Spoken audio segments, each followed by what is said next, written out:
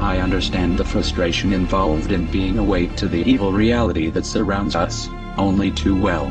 Frustration from knowing the truth, having seen all the evidence, the sadness, the disappointment, the anger and the feeling of being too insignificant to be able to do anything about it. For those of us who have chosen to walk down the cruel path of reality, over living in the mass media-induced bubble of illusion, created for us by our criminal overlords, the mental anguish can really be a tough one to deal with, especially considering the reactions we usually receive upon trying to advise and inform those that we care about, of the evil nightmare that's lurking right outside of their bubble. It's like they don't want to know. Right. Well, what I've come to realize is that the awakening is something that must be self-induced. It's not that they don't want to know. It's that they just don't want to find out from you.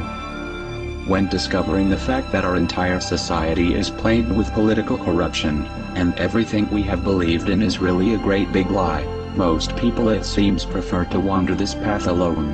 At least until the whole acceptance part is dealt with, then it's the more the merrier. But until someone chooses to burst that bubble for themselves, nothing that you tell them will ever penetrate it.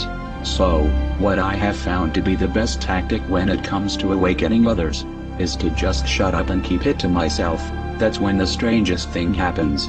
People start to get curious and they begin to ask questions, and this is a whole different kettle of fish. When they are asking, they are usually prepared to listen to your reply, and this is when you can sneak a couple of facts into their bubble, to get the ball rolling. But then, just leave it there and let them do the rest on their own. They'll come back once they've dealt with the acceptance. As this mass global awakening occurs, 3 groups, or standpoints, appear to categorize how everyone perceives the information. Group 1, the awakened, also the majority.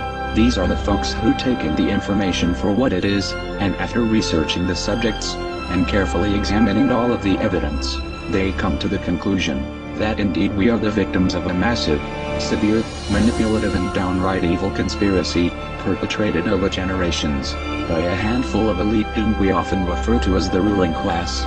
These extremely wealthy families have been completely responsible for instigating and executing almost every major war, tragedy, attack, assassination, political overthrow, economic crisis and global strategic event throughout our entire history. These people control our financial systems, our governments, our foreign policy, our entire mainstream media, and therefore our world, from behind the scenes, through organizations like the Trilateral Commission, the CFR, and groups or secret societies like the Bilderberg Group, Skull and Bones, the Freemasons, and the Illuminati, just to name a few.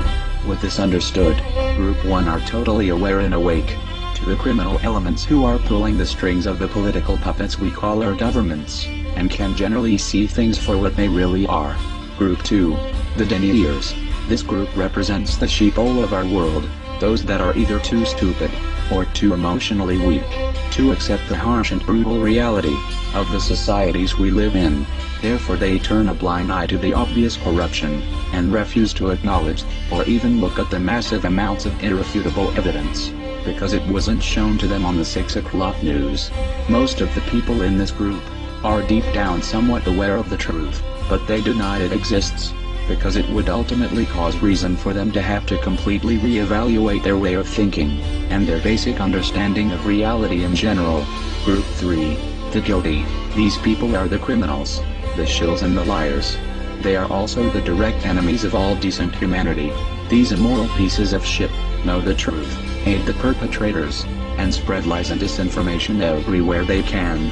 They have no standard of morals, no substance or integrity, and are guilty of treason, among many other crimes. They intentionally corrupt the flow of truthful information, in order to invoke confusion on those who seek truth and understanding. They are a cancer on humanity, and ultimately deserve to be hung by their necks, until they are dead. I do believe we are steadily approaching a point where the awakened people will actually outnumber the ignorant, and we all need to push for this to happen, because when the aware become the majority, is when mob rule will work to our advantage, and we will finally be able to take action, and rip the head off the snake, once and for all. But as long as we are a minority, anyone who attempts to take any kind of action, will be quickly suppressed by the majority. So, the most effective strategy we have right now is to slip a fact or two into as many people's bubbles as we can, and then let human nature take it from there. Before too long, being an ignorant sheeple will become uncool, and then we're home free.